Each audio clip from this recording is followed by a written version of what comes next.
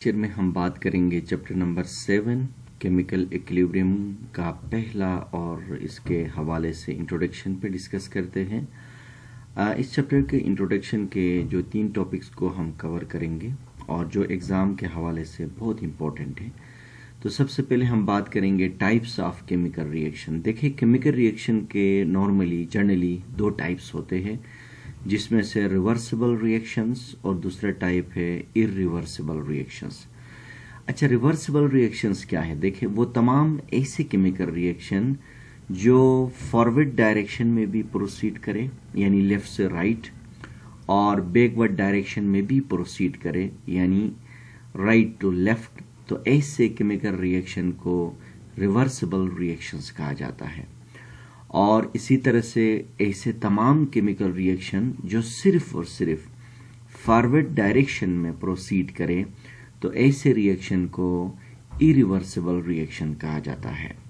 तो जैसे कि मैंने लिखा, those chemical reaction which proceed forward as well as backward direction are called reversible reactions, and those reactions which proceed only forward direction are called irreversible reactions।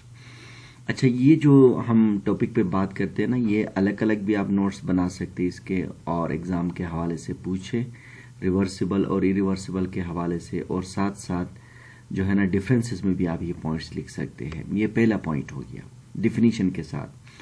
अच्छा, दूसरा point ये है कि जो रिवर्सिबल रिएक्शंस होते हैं, इसमें जो रिएक्टेंट होता है वो कंप्लीटली प्रोडक्ट में तब्दील नहीं होता है, यानी इसके अंदर आप 100% रिएक्टेंट को प्रोडक्ट में तब्दील नहीं कर सकते हैं। जबकि इरिवर्सिबल रिएक्शन में जो रिएक्टेंट होता है वो आप कंप्लीटली प्रोडक्ट में तब्दील कर सकते हैं। ये दूसरा पॉइंट हो गया। इसके बाद जो रिवर्सिबल रिएक्शंस होते हैं ना, इनको हम क्या करते हैं, डबल हाफ एरो से रिप्रेजेंट करते हैं। ये डबल हाफ एरो है। और जबकि इरिवर्सिबल जो रिएक्शंस होते हैं ना, इनको हम कंप्लीट एरो से रिप्रेजेंट करते हैं। तो ये तीसरा पॉइंट हो गया। और इसके बाद देखिए, एग्जांपल है हमारे पास, जब हम नाइट्रोजन को 3 मोल ऑफ हाइड्रोजन के साथ रिएक्ट करवाते हैं तो हमारे पास 2 मोल ऑफ अमोनिया बन जाता है। तो it is the best example of the reversible reaction. जबकि हमारे पास देखिए, कार्बन और ऑक्सीजन के साथ रिएक्ट कराते हैं तो कंप्लीटली क्या होता है, कार्बन डाइऑक्साइड प्लस हीट पैदा होता है। It is the best example for the irreversible reaction. एक चीज याद रखना कि जो रिवर्सिबल रिएक्शंस होते हैं, इनको हम एरो से रिप्रेजेंट कर यानी पहचान सकते हैं।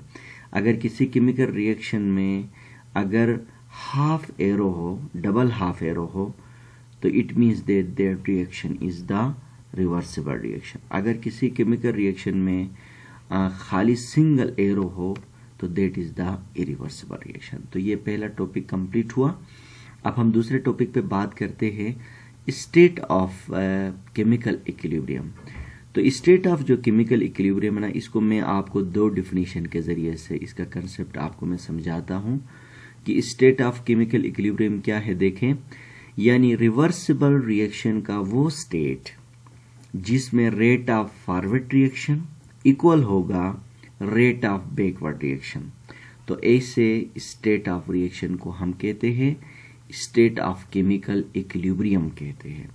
दोबारा सुने, यानी रिवर्सिबल रिएक्शन का वो स्टेट जिसमें रेट ऑफ फॉरवर्ड रिएक्शन बराबर होगा, यानी जिस स्पीड से रिएक्शन फॉरवर्ड डायरेक्शन में मूव करती है और उसी स्पीड से रिएक्शन बैकवर्ड डायरेक्शन में भी मूव करे, तो that state of reaction is known as the state of chemical equilibrium कहा जाता है। जैसे कि मैंने लिखा, a state of reversible reaction in which the rate of forward reaction is equal to the rate of backward reaction is called state of chemical equilibrium. इसका एक और भी डिफिनीशन बन सकता है। वो क्या है, रिवर्सिबल रिएक्शन का वो स्टेट जिसमें कंसंट्रेशन ऑफ रिएक्टेंट और कंसंट्रेशन ऑफ प्रोडक्ट क्या हो, कांस्टेंट हो। याद रखना, एक चीज स्टूडेंट अक्सर गलत करते हैं, वो ये समझते हैं कंसंट्रेशन ऑफ रिएक्टेंट प्रोडक्ट्स में भी इक्वल कहते हैं। इक्वल हो भी सकता है, इक्वल नहीं भी हो सकता है, लेकिन ये याद रखना कि वो स्टेट ऑफ रिवर्सिबल रिएक्शन जिसमें रिएक्टेंट का कंसंट्रेशन और प्रोडक्ट का कंसंट्रेशन बिकम कांस्टेंट हो। कांस्टेंट का मतलब ये हो कि कंसंट्रेशन ज्यादा और कम हो सकता है लेकिन उसमें मजीद तब्दीली ना आ जाए, यानी रिएक्टेंट मजीद एक ऐसा टाइम आएगा जहां रिएक्टेंट कंप्लीटली तौर पर मतलब वो मजीद प्रोडक्ट में तब्दील ना हो और प्रोडक्ट जो होगा वो मजीद रिएक्टेंट में तब्दील ना हो। तो ऐसा कंसंट्रेशन ओवरऑल रिएक्टेंट और प्रोडक्ट की कंसंट्रेशन एक टाइम आती है कांस्टेंट रहती है, तो उस स्टेट ऑफ रिवर्सिबल रिएक्शन को स्टेट ऑफ केमिकल इक्विलिब्रियम कहा जाता है। इसके बाद स्टेट ऑफ केमिकल इक्विलिब्रियम को नॉर्मली डायनेमिक इक्विलिब्रियम भी कहते हैं। डायनेमिक इक्विलिब्रियम क्यों कहते हैं? क्योंकि इंडिविजुअल जो मॉलिक्यूल्स होते हैं वो हमेशा कंटिन्यूसली रिएक्ट करते हैं और रेट ऑफ बैकवर्ड और रिवर्स जो रिएक्शन होता है वो हमेशा इक्वल होता है। ये पहला रीजन है। और दूसरा रीजन ये होता है कि इक्विलिब्रियम में हमेशा नो नेट चेंज अकर होता है, यानी जब रिएक्शन इक्विलिब्रियम में पहुंचती है तो मजीद इसमें तब्दीली नहीं होता है। मजीद तब्दीली का मतलब ये है कि मजीद रिएक्टेंट कम नहीं होगा या मजीद प्रोडक्ट नहीं बनेगा, जो बना वो बन गया, लेकिन still number of molecule reactant में तब्दील होते हैं और नंबर ऑफ मॉलिक्यूल प्रोडक्ट में भी तब्दील होते हैं, यानी नंबर ऑफ मॉलिक्यूल इक्वल हो जाते हैं।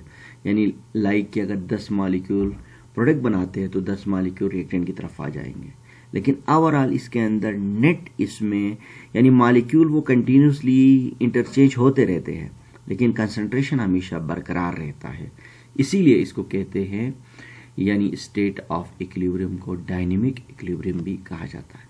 इसके बाद स्टेट ऑफ इक्विलिब्रियम को हम एक ग्राफ के जरिए से समझते हैं। देखिए हमारे पास एक रिवर्सिबल रिएक्शन है और हमारे पास देखें एक ये हमारे पास देखें N2O4 है, ये इसको हम हीट कर लेते हैं तो इससे 2 मोल ऑफ NO2 बन जाता है। देखिए इनिशियली अगर मैं इसका ग्राफ को ड्रा करूं तो ये हमारे पास 0 है जहां टाइम और कंसंट्रेशन है, और कंसंट्रेशन को मैंने y एक्सिस में यहाँ पर ड्रॉ किया है और टाइम को मैंने x एक्सिस पर ड्रॉ किया है। अब आप देखिए इस वक्त जो इनिशियली जब टाइम 0 था तो ऐसे में देखिए कंसंट्रेशन हमारे पास N2O4 देखिए हमारे पास मैक्सिमम है, टाइम 0 है। अब देखिए with the passage of time जब इसको हीट अप करेंगे, जब टाइम गुजरते जाएंगे तो देखिए कंसंट्रेशन कम हो रहा है। अब कंसंट्रेशन कम हो रहा है तो कहाँ जा रहा है? तो जितना कंसंट्रेशन यहाँ कम होगा तो इतना देखिए इधर आप प्रोडक्ट बन रहा है, मजीद कम हो रहा है देखिए यहाँ पर मजीद ये प्रोडक्ट बन रहा है। अब एक ऐसा टाइम आता है कि जहाँ पर न कंसंट्रेशन ऑफ प्रोडक्ट ज़्यादा हो रहा है और न कंसंट्रेशन ऑफ रिएक्टेंट डाउन हो रहा है। तो एक ऐसा टाइम आता है कि जहाँ दोनों क्या होते हैं, हमेशा कांस्टेंट पैरेलल होते हैं, और इस स्टेट का नाम क्या है? स्टेट ऑफ केमिकल इक्विलिब्रियम कहा जाता है। जैसे कि मैंने लिखा initially rate of forward reaction बहुत हाई होती है क्योंकि नंबर ऑफ जो कंसंट्रेशन ऑफ जो रिएक्टेंट्स होता है वो नंबर ऑफ मोल्स ज़्यादा होते हैं, और बैकवर्ड रिएक्शन 0 होता है।